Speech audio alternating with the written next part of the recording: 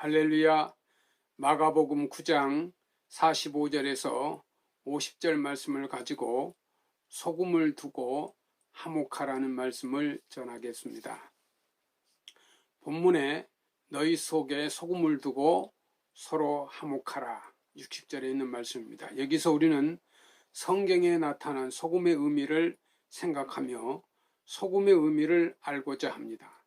구약에 보면 우선 제사에 소금을 사용하고 있습니다. 레위기 2장 13절에 보면 내 모든 소제물에 소금을 치라. 내 하나님의 언약의 소금을 내 소제에 빼지 못할지니 내 모든 예물에 소금을 드릴지니라 하였습니다. 제사 드릴 때 소금을 쓰라고 했습니다. 소제란 채소나 식물로 드리는 제사입니다. 곡물을 드리는 제사입니다. 양은 죽여서 드립니다.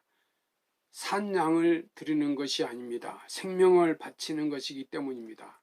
나 대신 양을 죽여 제물로 드리는 것입니다. 죽인다는 데 의미가 있는 것입니다. 모든 제물은 제단 앞에 죽이게 되어 있습니다. 죽은 것을 갖다 드리는 것이 아니라 산 것을 죽여서 바치는 것입니다. 그런데 소제는 곡물이니 채소를 드리는 제사입니다. 채소나 곡식을 어떻게 죽이겠습니까? 죽이는 대신에 소금을 치는 것입니다. 무슨 뜻이겠습니까? 소금을 침으로 숨을 죽이는 것입니다. 뻣뻣한 채소가 소금을 먹어 누글누글하게 됩니다. 무엇이든지 소금을 치면 다 누글누글하게 죽습니다. 고르게 됩니다. 숨을 죽이게 됩니다. 기운이 죽는 것입니다. 자, 이제 상상을 해보시기 바랍니다. 지금 하나님 앞에 제물을 바칩니다. 양이나 소는 다 죽여서 바치는데 채소는 싱싱하게 뻣뻣한 것이 올라 앉아 있습니다. 되지 않을 일입니다. 소금을 쳐가지고 바치라 하셨습니다. 소금을 잊지 말고 빠뜨리지 말라 하신 것입니다. 충분히 이해가 가지 않습니까?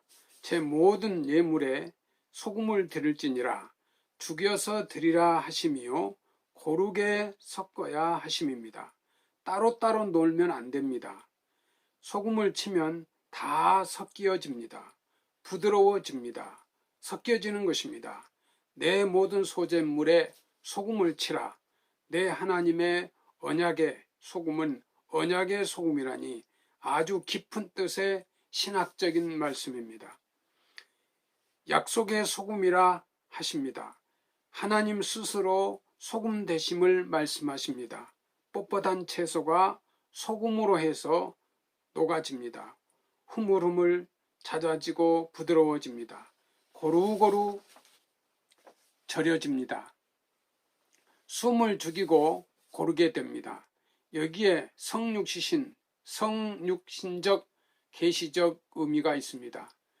하나님의 희생이 여기 있고 하나님의 성실하심이 여기 있습니다. 소금은 녹아 없어지는 것 같으나 그대로입니다.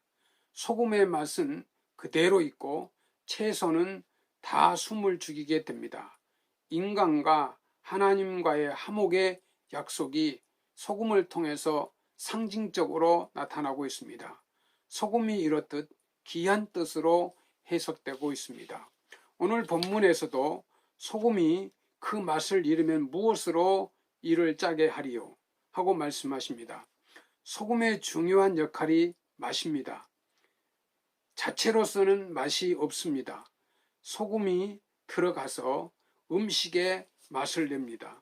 스스로는 형체가 사라지면서 맛이 나게 합니다. 소금은 엄격하게 생각해 볼 때에 무엇보다 중요한 것은 방부제라는 것입니다. 썩지 않게 합니다. 그 형체는 녹지만 본질은 변하지 않습니다.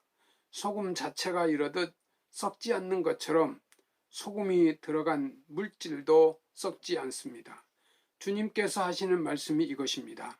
너희가 어디 있든지 그리스도의 본분을 다할 것이며 형체는 녹고 없어지는 것 같으나 본질은 그대로 있어서 너희 자신이 썩지 않을 뿐더러 너희가 있는 가정, 너희가 있는 직장, 너희가 있는 사회도 썩지 않도록 하라.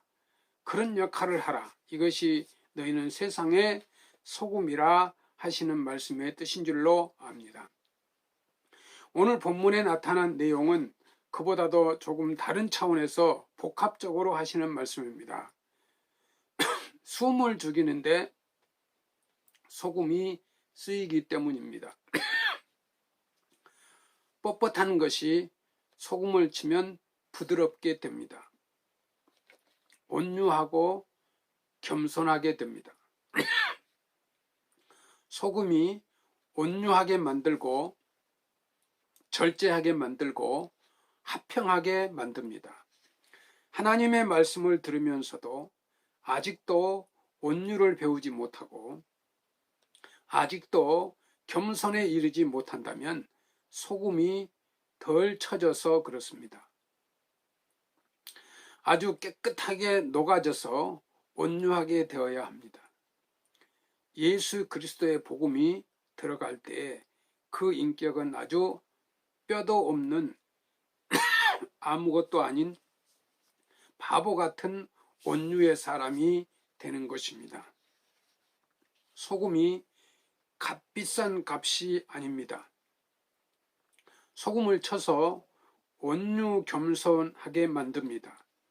온유 겸손한 다음에야 화해가 가동합니다. 화목이 어떻게 이루어집니까? 교만한 곳에는 화목이 없습니다. 겸손, 온유하기까지 화목이란 있을 수 없습니다. 겸손하기가 힘이 듭니다. 화목하지 못하는 것은 교만하기 때문입니다. 아직도 온유하기가 힘이 든다는 것은 화목을 이루지 못했기 때문인 것을 알 수 있습니다. 소금 안에서는 화해가 됩니다. 소금 안에서 하나가 되는 것입니다. 이것을 잊지 말아야 합니다. 소금을 두고 온유, 겸손해질 때에 비로소 화해는 이루어지는 것입니다. 자기 희생을 가지고 나오는 사람처럼 위대한 사람은 없습니다. 소금은 그저 자기 모습만 지키면 됩니다. 자기 본질만 끝까지 있으면 됩니다. 그리고 녹아지면서 형체가 없어지면 됩니다. 형체는 없으면서 본맛은 항상 가지고 나가야 하는 것입니다. 그리고 소명을 다할 때 정말로 화목의 역사는 이루어지는 것입니다. 화목은 둘이 앉아서 타협한다고 이루어지는 게 아닙니다.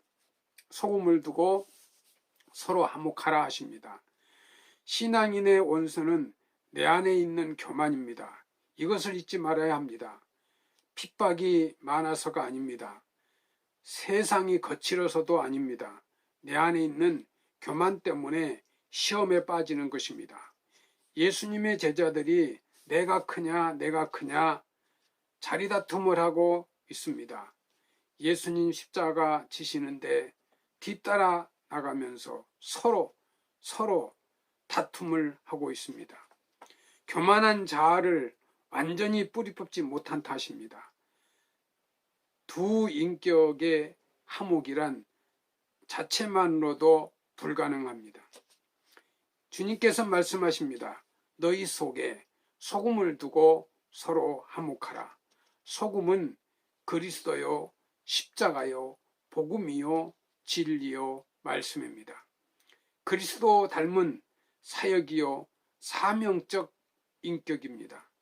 백석교회 성도 여러분, 어느 가정이든 어느 직장이든 사명적, 교회 생활에서도 사명적으로 사시기 바랍니다.